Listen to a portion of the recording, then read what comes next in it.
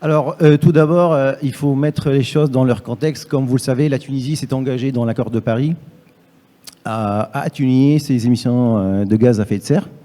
Donc notre engagement, c'est de faire baisser nos émissions de gaz à effet de serre de 45% d'ici 2030. Donc 28% inconditionnel et 17% conditionnel. Donc nous sommes donc appelés à atténuer nos émissions de gaz à effet de serre. Donc nos entreprises sont appelées à agir et à mettre en place toute une stratégie pour décarboner leur activité. Mais de toute façon, surtout les sociétés exportatrices à l'Union européenne, aujourd'hui font face à ce qu'on appelle le mécanisme, le MACF, le mécanisme d'ajustement carbone à la frontière.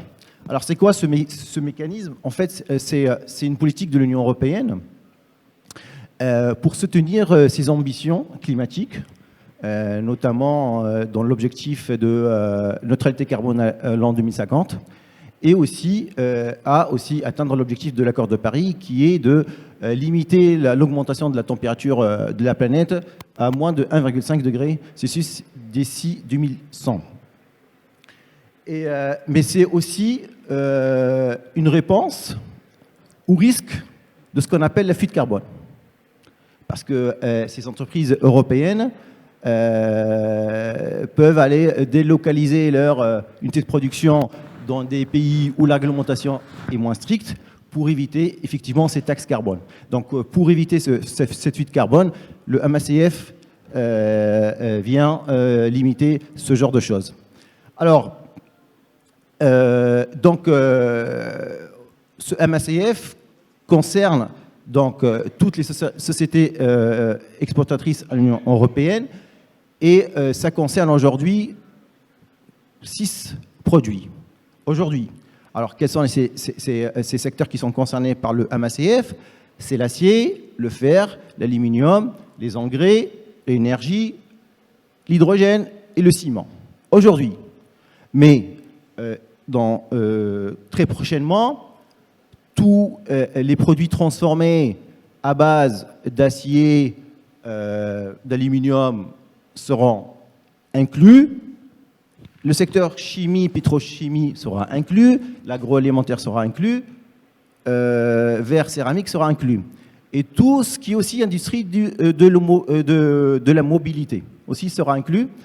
C'est pour ça qu'aujourd'hui, on accompagne les entreprises exportatrices dans l'industrie de mobilité, comme les entreprises de câblage automobile, aéronautique, les entreprises mécaniques liées à la mobilité, parce qu'aujourd'hui, en fait, ils se préparent pour le MACF. Alors, quand on dit MACF, aujourd'hui, en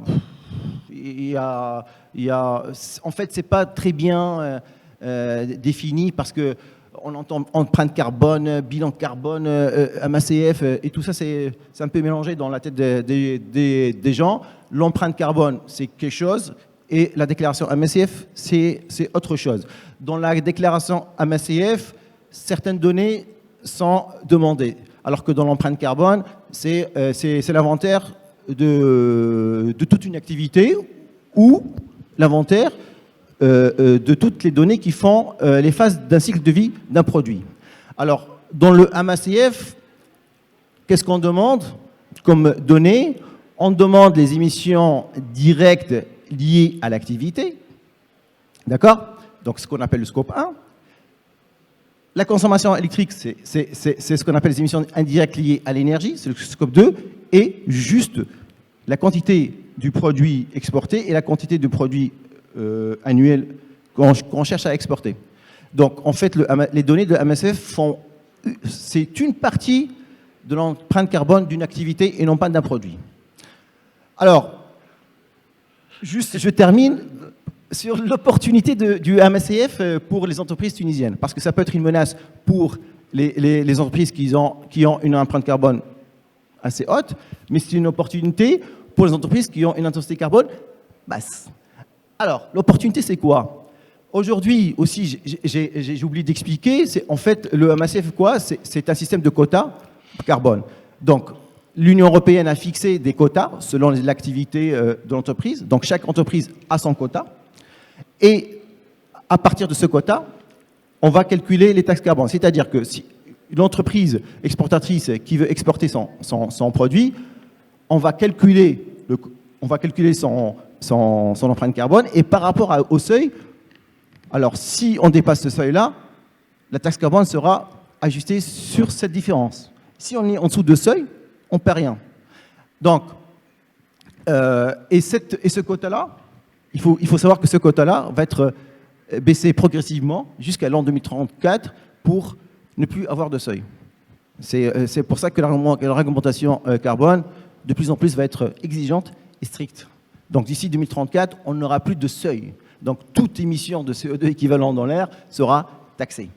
Donc aujourd'hui, les entreprises qui vont anticiper la transition de décarbonation pourront être compétitifs parce qu'ils vont minimiser les taxes carbone, donc ils pourront être compétitifs. Donc s'ils sont compétitifs, ils pourront aller chercher de nouveaux marchés européens. Ils seront éligibles à des financements liés crédits verts, climat, parce qu'ils ont mis en place toute une stratégie d'empreinte carbone, de mécanismes ESG, d'efficacité énergétique, de certification environnementale. Tout ça, ça va leur permettre d'être éligibles à des fonds et aussi comme opportunité aussi, ils pourront aussi réduire automatiquement leur charge énergétique.